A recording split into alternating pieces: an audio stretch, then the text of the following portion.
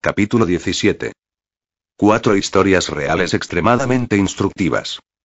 La palabra extremadamente que aparece en el título es una especie de juego de palabras, porque las historias representan extremos de diversos tipos que se han manifestado en Wall Street en los últimos años. Son instructivas y comunican severas advertencias a cualquier persona que tenga una seria relación con el mundo de las acciones y las obligaciones, no solo para los inversores especuladores ordinarios, sino también para profesionales, analistas de valores, gestores de fondos, administradores de cuentas de fideicomiso e incluso para los bancos que prestan dinero a las empresas. Las 4 empresas que vamos a estudiar, y los diferentes extremos que ilustran, son los siguientes. Penn Central, Railroad Co.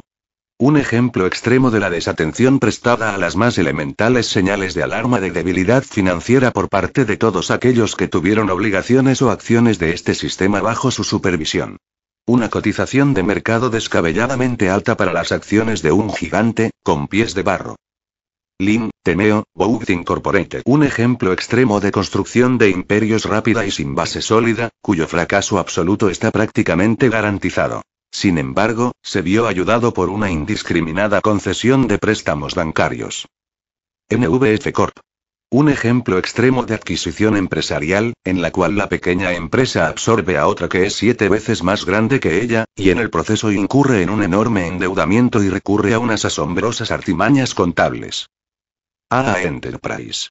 Un ejemplo extremo de financiación mediante salida a bolsa de una pequeña empresa. Su valor se basaba en la palabra mágica franquicia, y poco más, patrocinada por importantes agencias de bolsa. La quiebra se produjo en un plazo de 2 años desde su salida a bolsa y de la duplicación de su precio de salida ya inflado, como consecuencia de la acción de un imprudente mercado de valores. El caso de Penn Central. Es el mayor ferrocarril de Estados Unidos en activos y en ingresos brutos. Su quiebra en 1970 conmocionó al mundo financiero.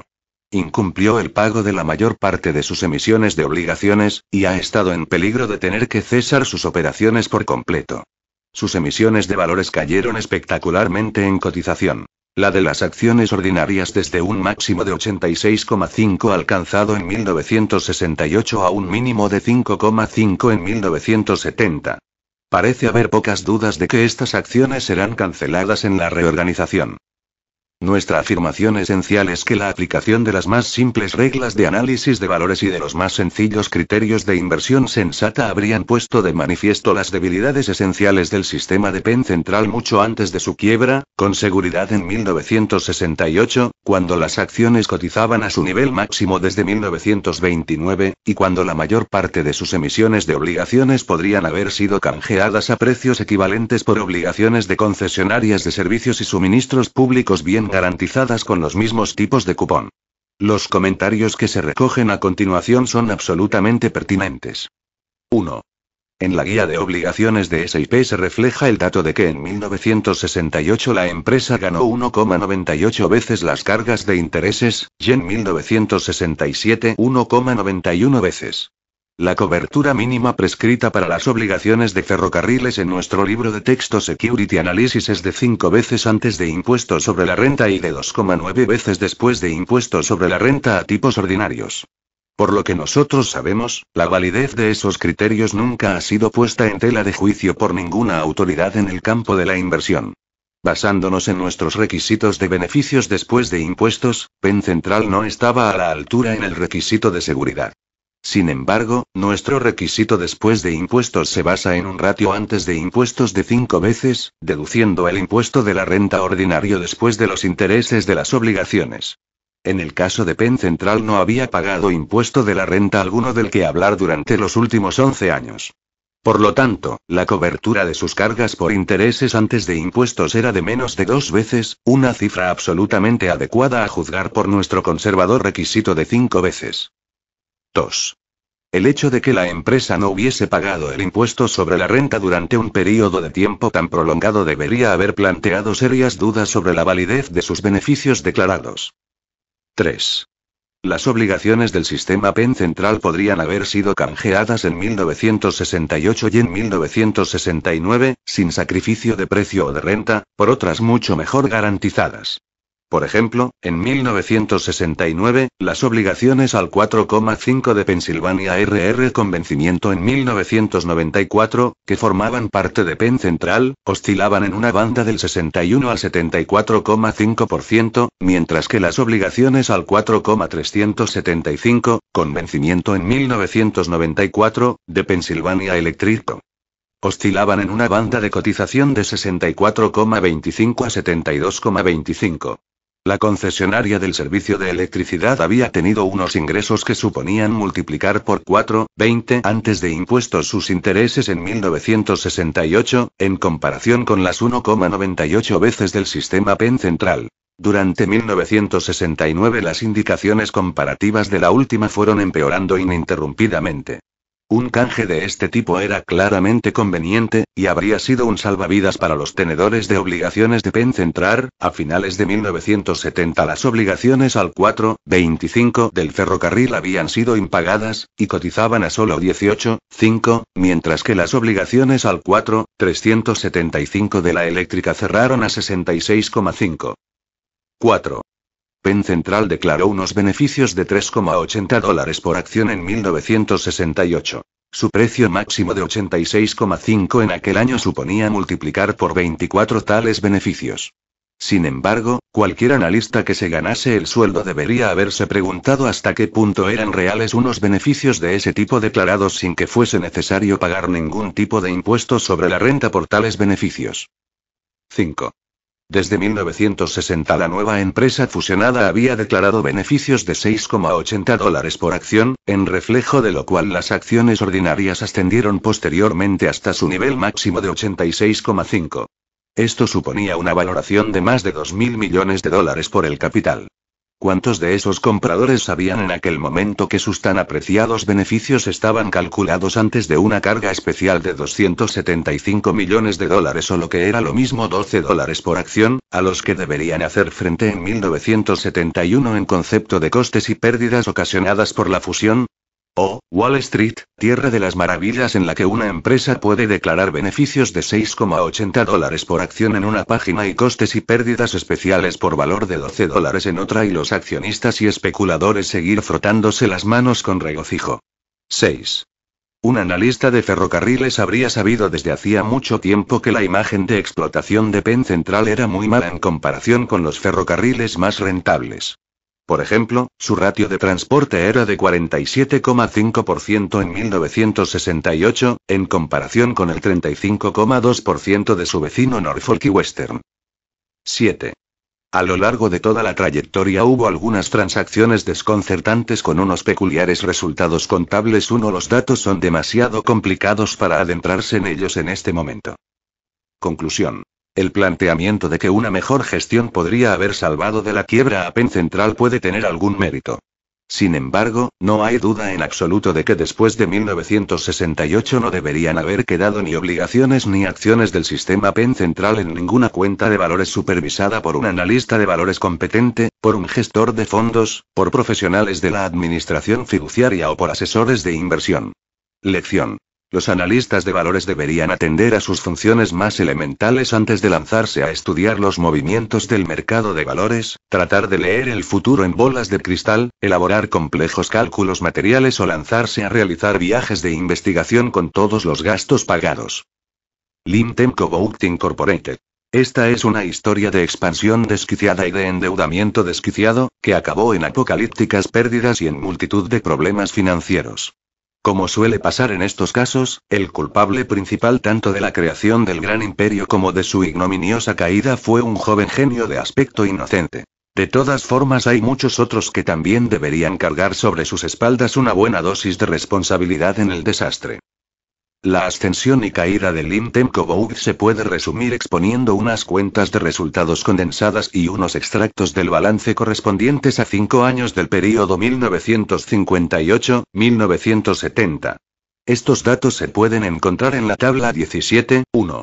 La primera columna muestra los modestos comienzos de la empresa en 1958, cuando sus ventas ascendieron únicamente a $7 millones. La siguiente columna ofrece las cifras correspondientes a 1960.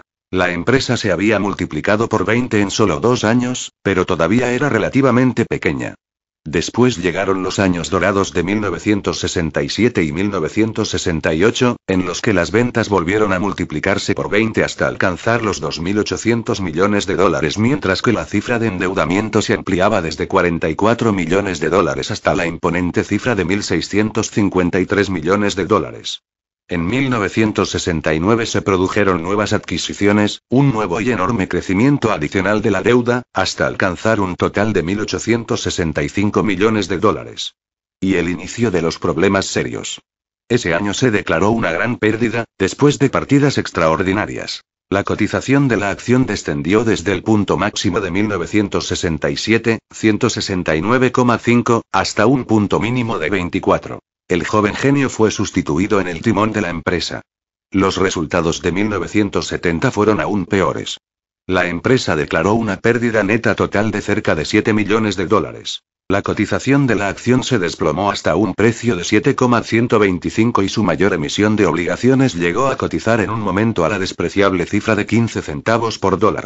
La política de expansión de la empresa sufrió una radical modificación, varias de sus importantes participaciones se colocaron en el mercado, y se consiguieron ciertos avances en la reducción de sus mastodónticas obligaciones. Las cifras recogidas en nuestra tabla son tan elocuentes que en realidad sobran las palabras. De todas formas, pronunciaremos algunas. 1. El período de expansión de la empresa no estuvo exento de interrupciones. En 1961 arrojó un pequeño déficit de explotación, pero, adoptando una práctica que posteriormente aparecería en muchas memorias en el año 1970, evidentemente decidió imputar todas las posibles cargas y reservas a un único mal año. Todos esos cargos ascendieron a un total de $13 millones, que era una cifra superior al beneficio neto combinado de los 3 años anteriores. Ahora estaba en condiciones de declarar beneficios récord en 1962, etc. 2. A finales de 1966 el activo tangible neto se cifraba en $7,66 por acción ordinaria, después de deducir el efecto del desdoblamiento 3x2. Por lo tanto, la cotización de mercado en 1967 alcanzaba el nivel de 22 veces el valor declarado del activo por aquella época. A finales de 1968 el balance indicaba que había $286 millones disponibles para los 3.800.000 acciones ordinarias y de clase A, o lo que es lo mismo $77 por acción. Sin embargo, si deducimos las acciones preferentes a su pleno valor y excluimos las partidas de fondo de comercio y el enorme activo de descuento de obligaciones, la cifra que quedaría sería de $13 millones para las acciones ordinarias, solamente $3 por acción. Este capital tangible fue arrasado por pérdidas de los años siguientes. 3. Hacia finales de 1967 dos de nuestras mejor consideradas entidades bancarias ofrecieron 600.000 acciones del capital del Imtemco Bougta a $111 por acción. El precio había llegado a ser altísimo, de 169,5. En menos de 3 años el precio cayó hasta 7,125. 4. A finales de 1967 los préstamos bancarios habían alcanzado un valor de $161 millones, y un año después se habían disparado hasta los $414 millones, cifra que debería haber causado estremecimientos de terror. Además, el endeudamiento a largo plazo ascendía a $1.237 millones. Llegado 1969, la deuda combinada alcanzaba un total de $1.869 millones. Es posible que esta cifra haya sido la mayor deuda combinada de cualquier empresa industrial en cualquier lugar y en cualquier época, con la única excepción de la inexpugnable Standard Oil of NJ. 5.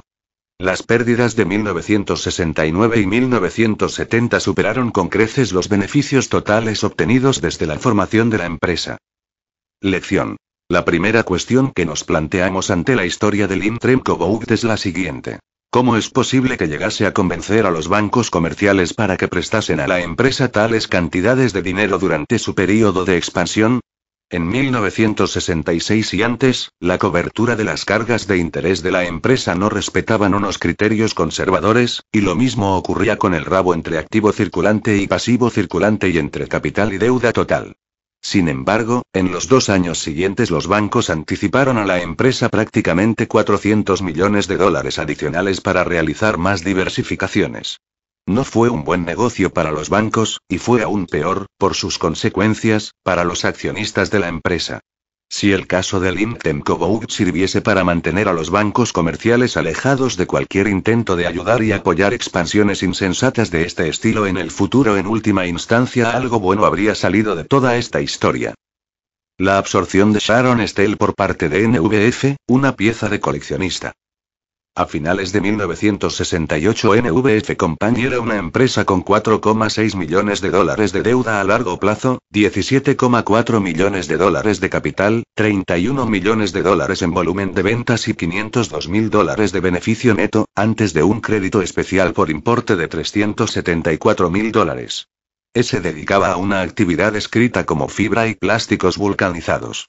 La dirección decidió absorber a Sharon Steel Corp., que tenía $43 millones de deuda a largo plazo, un capital social de $101 millones, $219 millones en volumen de ventas y $2.929.000 de beneficio neto.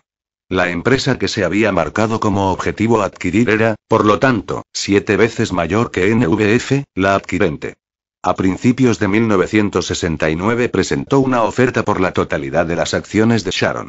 Las condiciones por acción fueron $70 en importe nominal de obligaciones subordinadas al 5% de NVF, con vencimiento en 1994, más warrants para comprar 1,5 acciones de NVF a $22 por acción de NVF.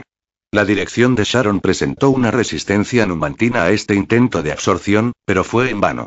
NVF adquirió el 88% del capital de Sharon en virtud de su oferta, emitiendo por lo tanto $102 millones de obligaciones al 5% y warrants que representaban 2.197.000 acciones. Si la oferta hubiese sido operativa al 100%, la empresa consolidada habría tenido, en el año 1968, $163 millones de deuda, únicamente $2,2 millones de capital social tangible, y ventas por valor de $250 millones. La cuestión de los beneficios netos habría sido un poco complicada de establecer, pero posteriormente la empresa declaró que el resultado del ejercicio había sido una pérdida neta de 50 centavos por acción de NVF, antes de un crédito extraordinario, y de 3 centavos por acción de beneficio neto después de dicho crédito. Primer comentario. Entre las absorciones llevadas a cabo en el año 1969, esta fue sin duda el caso más extremo en cuanto a desproporción financiera. La empresa adquirente asumió la responsabilidad de una nueva obligación por deuda con un elevado elemento preferente, y tuvo que modificar el resultado calculado de 1968, que pasó de un beneficio a una pérdida gracias a la operación. Se puede apreciar una medida del deterioro de la situación financiera de la empresa derivado de esta transacción en el hecho de que las nuevas obligaciones al 5% no se vendiesen a más de 42 centavos por dólar durante el año de emisión. Esto habría indicado la existencia de grandes dudas sobre la seguridad de las obligaciones y sobre el futuro de la empresa. Sin embargo, la dirección de la empresa sacó provecho de la cotización de las obligaciones y obtuvo unos ahorros en el impuesto sobre la renta anual de la empresa de aproximadamente $1 millón, tal y como se mostrará posteriormente. La memoria de 1968, publicada después de la absorción de Sharon, contenía una imagen condensada de estos resultados, que se habían retrotraído a fin del ejercicio. La memoria contenía 2 partidas de lo más inusuales. 1. Aparecía contabilizada como activo una partida de $58.600.000 en concepto de gasto por deuda diferida. El importe era superior a la partida completa de recursos propios, calculados en $40.200.000. 2. No obstante, los recursos propios no incluían una partida por importe de $20.700.000, denominada excedente de capital respecto del coste de inversión en Sharon. Segundo comentario. Si eliminamos el gasto por endeudamiento de su imputación como activo, cosa que difícilmente parece posible que sea, e incluimos la otra partida entre los recursos propios, lugar en el que normalmente debería encontrarse, obtendremos una declaración más realista del capital tangible representado por las acciones de NVF, es decir $2.200.000.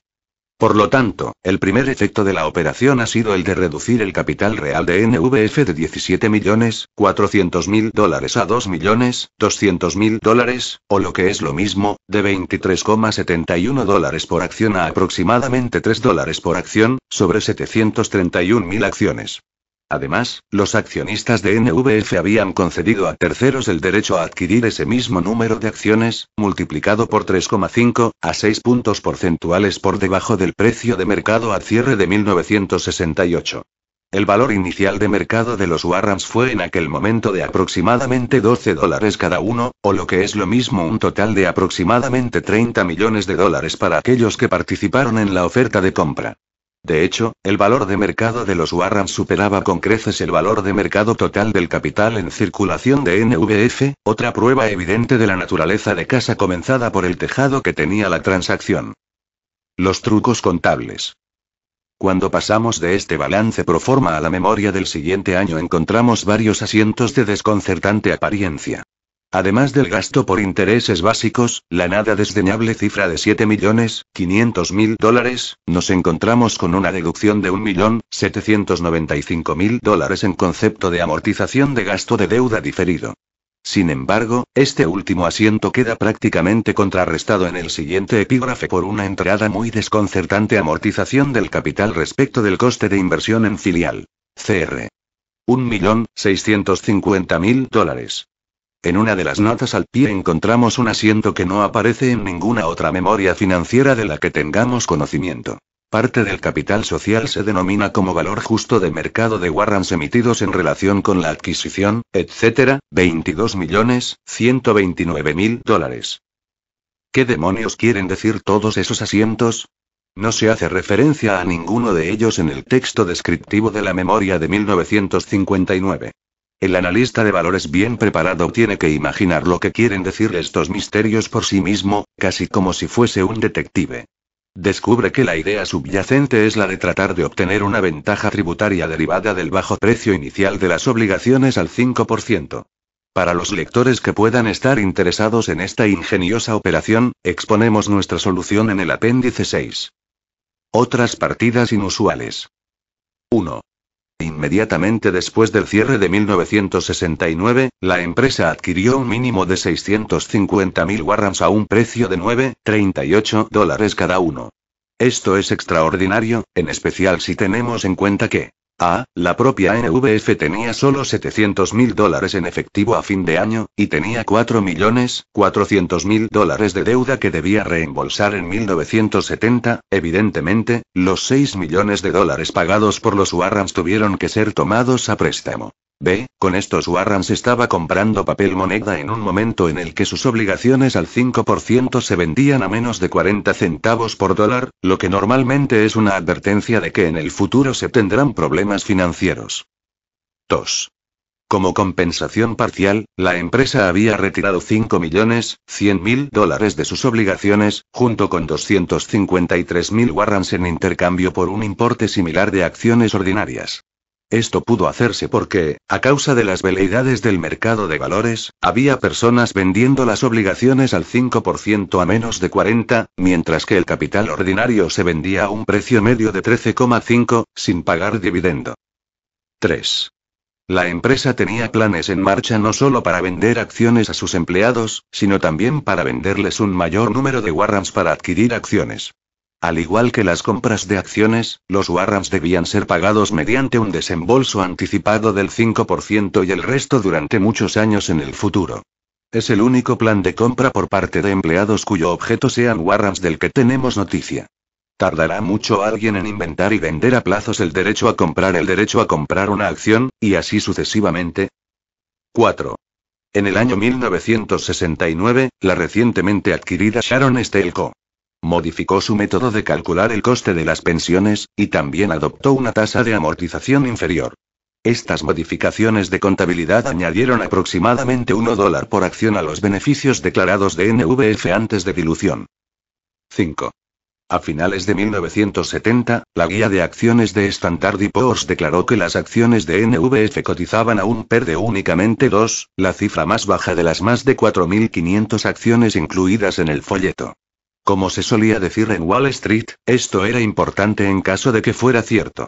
El PER se basaba en el precio a cierre del ejercicio de 8,5 y en los beneficios calculados de $5,38 por acción correspondiente a los 12 meses concluidos en septiembre de 1970. Utilizando estas cifras, las acciones cotizaban únicamente a 1,6 veces los beneficios. No obstante, ese PER no tenía en cuenta el gran factor de dilución, ni tampoco los resultados negativos que se habían sufrido en la práctica durante el último trimestre de 1970. Cuando estas cifras correspondientes al final del ejercicio acabaron publicándose, mostraron que únicamente se había obtenido un beneficio de $2,03 por acción, antes de ajustar la dilución y de $1,80 por acción después de ajustar la dilución. También hay que tener en cuenta que el precio de mercado agregado de la acción y los warrants en aquella fecha era de aproximadamente $14 millones en comparación con una deuda por obligaciones de $135 millones, lo que supone indiscutiblemente una posición escasa de capital. AA Enterprises. Historia. Hace aproximadamente 15 años, un estudiante universitario llamado Williams empezó a vender caravanas. En 1965 constituyó una sociedad para llevar a cabo su actividad empresarial. Aquel año vendió caravanas por valor de $5.800.000, y obtuvo un beneficio de $61.000 antes del impuesto de sociedades.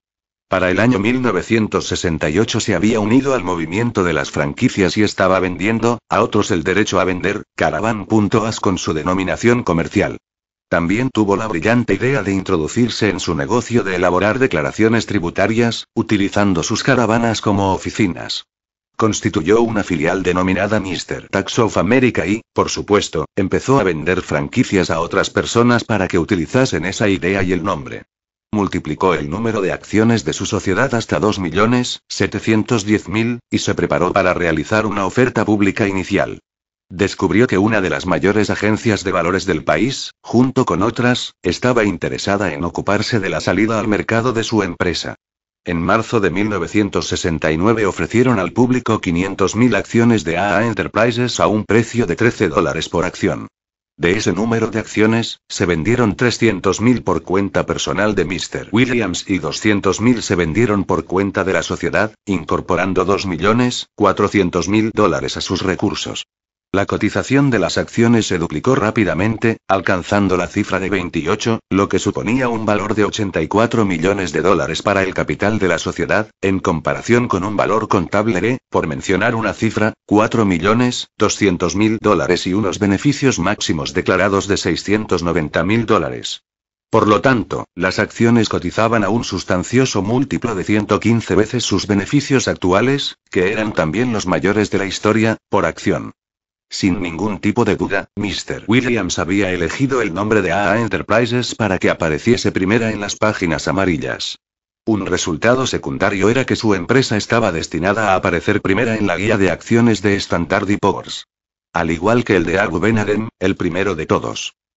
Esto nos da un motivo especial para elegirlo como ejemplo dantesco de las acciones recalentadas y la nueva financiación de 1969. Comentario.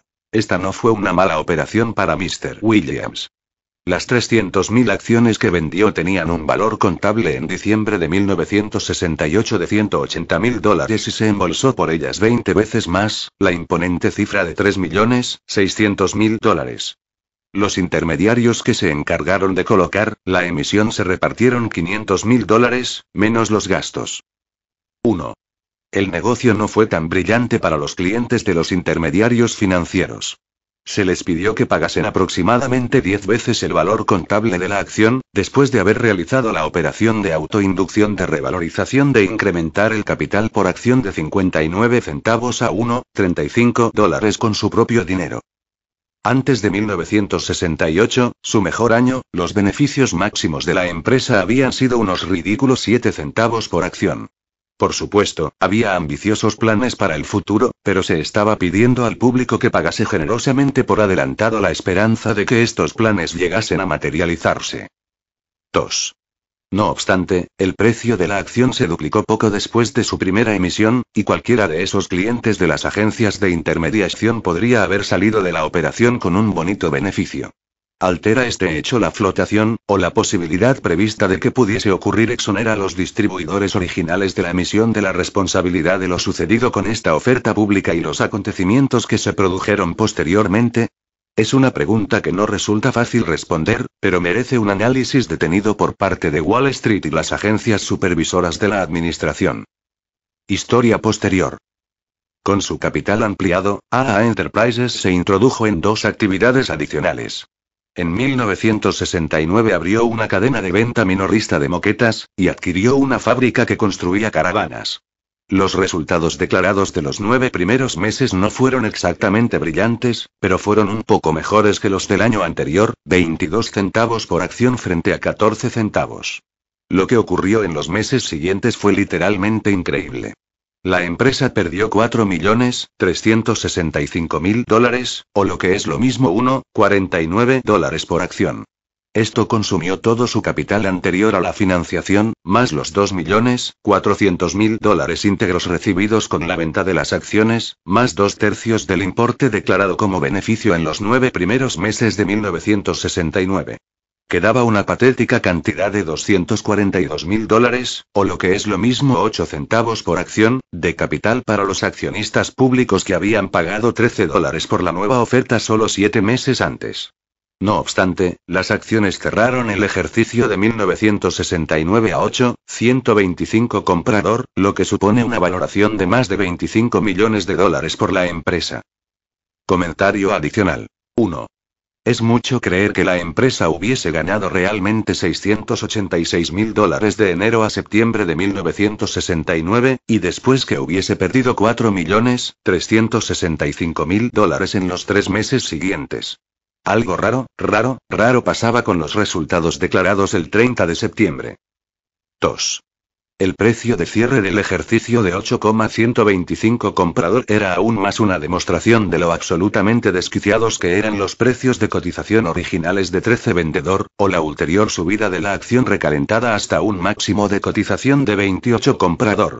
Estas últimas cotizaciones por lo menos se basaban en el entusiasmo y en la esperanza, y estaban absolutamente desprovistas de cualquier conexión proporcional con la realidad y el sentido común, pero por lo menos, eran comprensibles.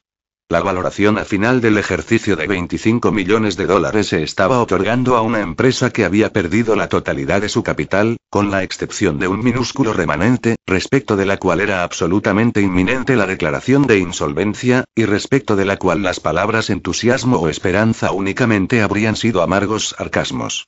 Es cierto que las cifras de cierre del ejercicio todavía no habían sido publicadas el 31 de diciembre, pero es obligación de las agencias de Wall Street que tienen vínculos con una sociedad contar con los informes de explotación mensuales y ofrecer una idea relativamente ajustada de qué tallo está haciendo la sociedad en cuestión. Capítulo final. Durante la primera mitad de 1970 la empresa declaró una pérdida adicional de $1 millón. Ahora tenía un déficit de capital de dimensiones considerables.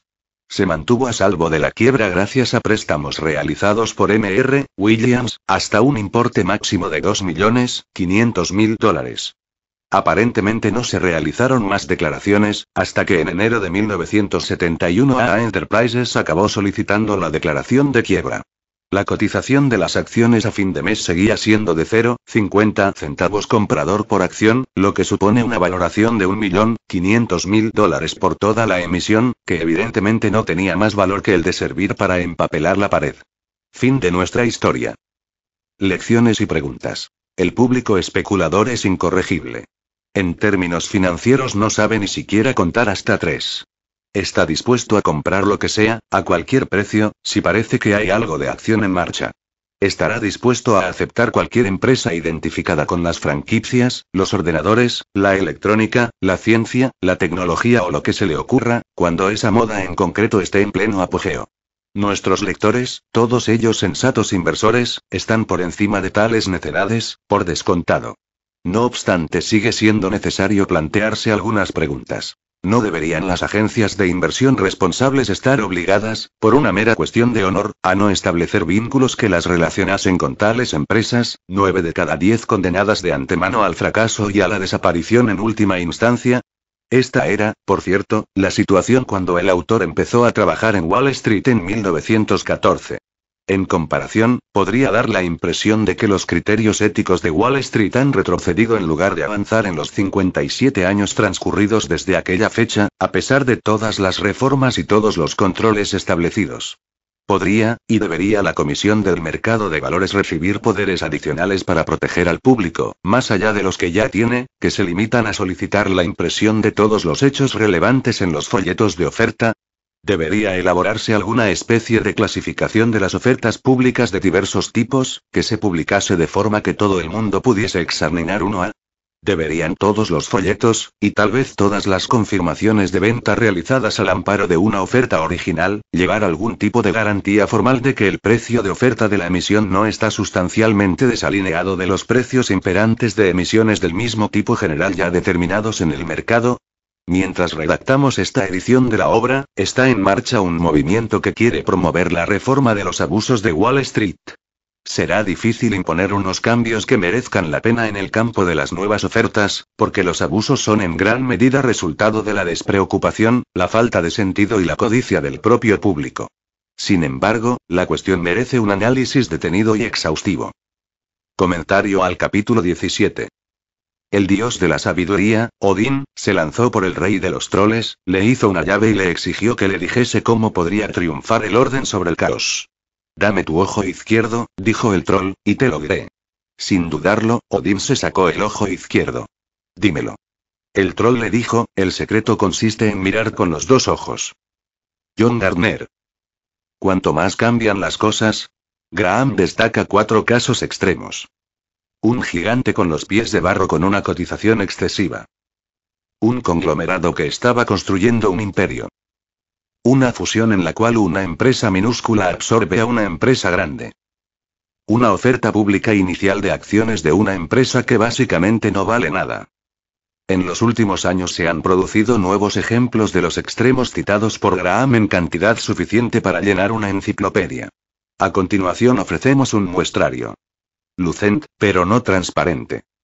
A mediados del año 2000, las acciones de Lucent Technologies LNC estaban repartidas entre un número de inversores mayor que el de cualquier otra empresa de Estados Unidos.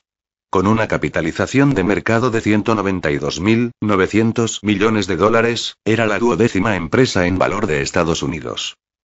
¿Estaba justificada esa gigantesca valoración? Examinemos algunos datos básicos de la memoria financiera de Lucent correspondiente al trimestre fiscal concluido a 30 de junio de 2000, véase figura 17.1. Un examen más detenido de la memoria de Lucent debería hacer saltar más luces rojas de alerta que una caravana de camiones de bomberos de camino al coloso en llamas. Lucent acababa de adquirir a un proveedor de bienes de equipo ópticos, Chromatis Networks, por $4.800 millones, de los cuales $4.200 millones eran fondo de comercio o coste por encima del valor contable. Chromatis tenía 150 empleados, ningún cliente y unos ingresos iguales a 0, por lo que el término fondo de comercio parece inadecuado. Es posible que pozo sin fondo fuese un término más exacto. Si los productos en embrión de Chromatis no conseguían buenos resultados, Lucent tendría que revertir el cargo de fondo de comercio e imputarlo como gasto con cargo a futuros beneficios. Una nota al pie de página revelaba que Lucent había prestado $1.500 millones a algunos compradores de sus productos. Lucent también había asumido responsabilidad respecto de $350 millones en concepto de garantía de fondos que sus clientes habían pedido prestados a otros. El total de estas financiaciones de clientes se había duplicado en un año, lo que sugería que los compradores se estaban quedando sin dinero en efectivo para comprar los productos de Lucent. ¿Qué pasaría si se quedaban sin efectivo para pagar sus deudas? Por último, Lucent había contabilizado el coste de desarrollo de nuevo software como activo de capital. En vez de un activo, ¿no era en realidad un gasto de explotación rutinario que debería abonarse con cargo a los beneficios? Conclusión. En agosto de 2001 Lucent cerró la división de Chromatis después de que sus productos atrajesen, según se dijo, únicamente a 2 clientes. En el ejercicio fiscal 2001 Lucent sufrió pérdidas por $16.200 millones. En el ejercicio fiscal 2002, sufrió pérdidas por otros $11.900 millones. En esas cifras se incluían pérdidas por valor de $3.500 millones en concepto de provisiones para fallidos y financiación de clientes, $4.100 millones por minoraciones de valor relacionadas con el Fondo de Comercio y $362 millones en cargas relacionadas con capitalización de software. Las acciones de Lucent, que cotizaban a $51,062 el 30 de junio de 2000, acabaron 2002 a $1,26, una pérdida de casi $190.000 millones en valor de mercado en 2 años y medio. El mago de las adquisiciones. Para describir a Tyco International Ltd. No podemos más que parafrasear a Winston Churchill y decir que nunca se había vendido tanto por tantos a tan pocos. Desde 1997 hasta 2001, este conglomerado con sede en Bermuda gastó un total de más de $37.000 millones, la mayor parte de él en acciones de sociedades que compraban acciones de Tyco de la misma manera que Imelda Marcos compraba zapatos. Solo en el ejercicio fiscal del año 2000, según su memoria anual, Tyco adquirió aproximadamente 200 empresas, una media de más de una cada 2 días. ¿El resultado? Tyco creció de manera fenomenalmente rápida. En 5 años, los ingresos pasaron de $7.600 millones a $34.000 millones y los ingresos de explotación se dispararon, pasando de una pérdida de $476 millones a un beneficio de $6.200 millones. No es sorprendente que la empresa tuviese una valoración total de mercado de $114.000 millones a finales de 2001. Sin embargo, los estados financieros de Tyco eran tan asombrosamente enigmáticos, por lo menos, como su crecimiento. Prácticamente todos los años incluían cientos de millones de dólares en cargos relacionados con las adquisiciones. Estos gastos correspondían a 3 categorías principales. 1. Costes de fusión o reestructuración o de otro tipo no recurrente. 2. Cargas por minoración de activos duraderos. 3. Cancelaciones contables de investigación y desarrollo en curso adquiridas. ¿Cómo se han ido produciendo estas imputaciones a lo largo del tiempo?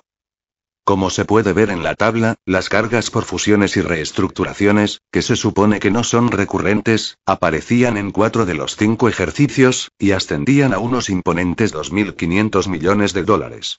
La minoración de activos duraderos aparecía con la misma insistencia, y ascendía a más $700 millones. Las cancelaciones contables de partidas de investigación y desarrollo adquiridas representaban otros $500 millones. El inversor inteligente debería preguntar: si la estrategia de crecimiento mediante adquisiciones de Tyco era una idea tan brillante, ¿cómo es posible que tuviese que gastar una media de $750 millones al año para corregir los desajustes provocados por ella? Sí, como parece claro, Tyco no se dedicaba a hacer cosas, sino a comprar otras empresas que hacían cosas. ¿Cómo es posible calificar de no recurrentes sus gastos de fusión y reorganización? ¿No formaban parte de los costes normales de la actividad ordinaria de Tyco? Teniendo en cuenta que las cargas de contabilidad de las adquisiciones realizadas en el pasado se acumulaban en las cuentas de los siguientes ejercicios, lastrando los beneficios, ¿quién era capaz de decir cómo iba a ser el beneficio del año siguiente? De hecho, los inversores ni siquiera podían decir cuáles eran los beneficios de los ejercicios pasados. En 1999, después de una inspección de contabilidad realizada por la Comisión del Mercado de Valores de Estados Unidos, Tyco añadió $257 millones a sus cargas de fusiones y reestructuración en los gastos del ejercicio 1998, lo que supone que también en ese ejercicio hubo costes no recurrentes.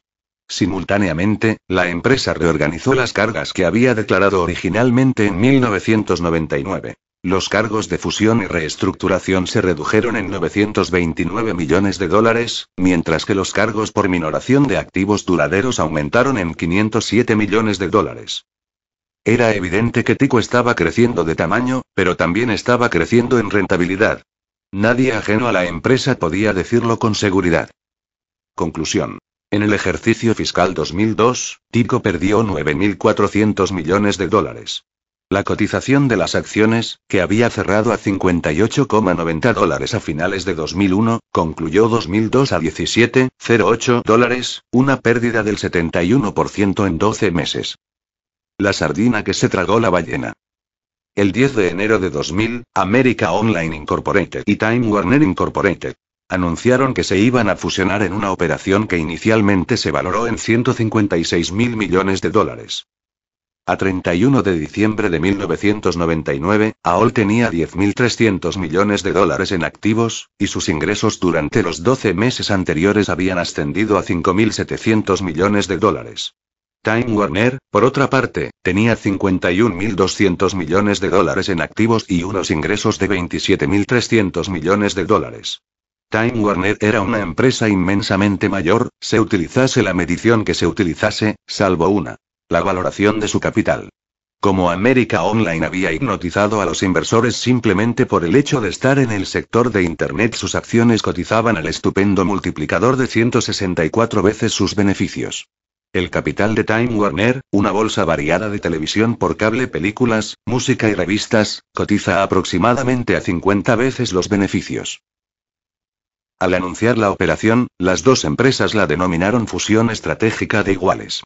El presidente de Time Warner, Gerald M. Levin, declaró: las oportunidades son ilimitadas para cualquier persona que esté conectada con AOL. Time Warner, sobre todo, añadió, para sus accionistas. Flotando en éxtasis ante la perspectiva de que sus acciones pudiesen, al fin, conseguir el caché de una de las empresas favoritas de Internet, los accionistas de Time Warner aprobaron abrumadoramente la operación. Sin embargo, pasaron por alto unas cuantas cosas. Esta fusión de iguales estaba diseñada para ofrecer a los accionistas de América Online el 55% de la empresa combinada, aunque Time Warner era 5 veces mayor. Por segunda vez en 3 años, la Comisión del Mercado de Valores de Estados Unidos estaba investigando si América Online había contabilizado indebidamente los costes de marketing. Prácticamente la mitad del activo total de América Online, con un valor de 4.900 millones de dólares, estaba compuesto por valores de capital disponibles para la venta. Si la cotización de las acciones de empresas de tecnología se desplomaba, desaparecería buena parte de la base de activos de la empresa. Conclusión. El 11 de enero de 2001 las dos empresas finalizaron su fusión. AOL Time Warner Incorporated perdió 4.900 millones de dólares en 2001, y, en la pérdida más colosal registrada en la historia por una empresa, otros 98.700 millones de dólares en 2002. La mayor parte de estas pérdidas tuvieron su origen en la cancelación de valor de América Online. Para finales de 2002, las acciones para quienes Levin había pronosticado oportunidades ilimitadas no tenían nada que enseñar, salvo una pérdida aproximada del 80% del valor de sus acciones desde el momento en el que se realizó el primer anuncio de la operación. ¿Se puede suspender inversión preescolar? El 20 de mayo de 1999, Etoys LNC colocó el 8% de sus acciones entre el público.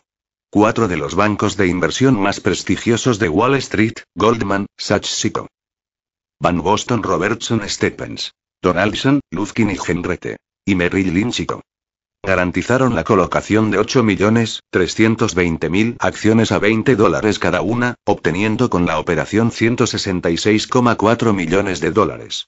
La cotización de las acciones se disparó, cerrando a $76,525, un incremento del 282,8% en el primer día de negociación.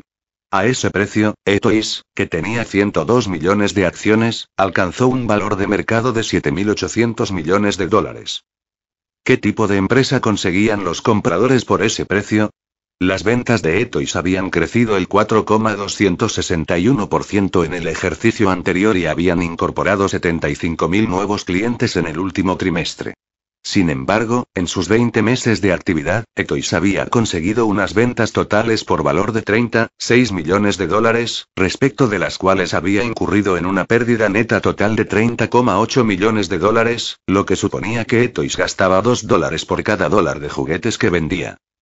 El folleto de la oferta pública inicial también revelaba que Etoys utilizaría parte de los ingresos de la oferta para adquirir otra organización que operaba online, Baby Center, Incorporated, que había perdido 4,5 millones de dólares sobre unas ventas de 4,8 millones de dólares durante el ejercicio anterior.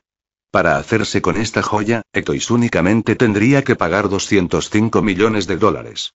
Además, Etoys reservaría 40,6 millones de acciones de capital ordinario para su futura emisión a nombre de su equipo directivo.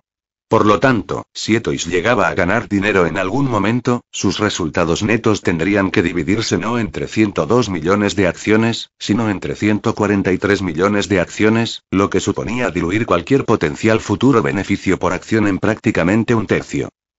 Cualquier comparación que se haga entre Etoys y Toys R Us Incorporated, su principal rival, es impactante. En los 3 meses precedentes, Toys R Us había obtenido 27 millones de beneficios netos y había vendido más de 70 veces más productos que los que Etoys había vendido en todo el año. Y sin embargo, como muestra la figura 17.3, el mercado de valores atribuía a Etoys un valor de casi 2.000 millones de dólares más que a Toys R Us.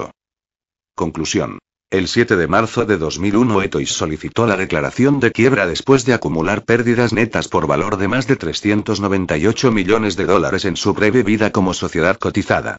Las acciones, que alcanzaron un máximo de $86 por acción en octubre de 1999, hicieron su última aparición en la lista de cotización a un penique.